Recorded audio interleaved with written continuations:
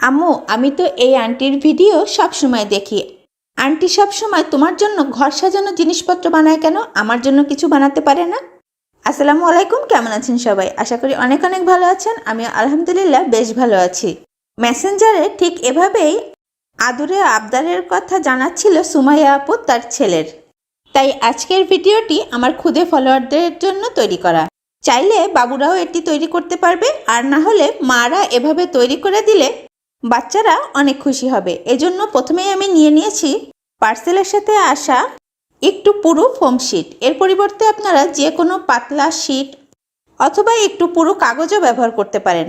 শিটটিকে আমি পাউরুটির শেপে প্রথমে কেটে নিয়েছি, তারপরে ডমসের বাদামি কালারটা দিয়ে পাশ দিয়ে পাউরুটির পুরো অংশটার মতো কালার করে নিয়েছি। ব্যাস, তৈরি হয়ে গেল কিউট একটি পাউরুটির নোটবুক।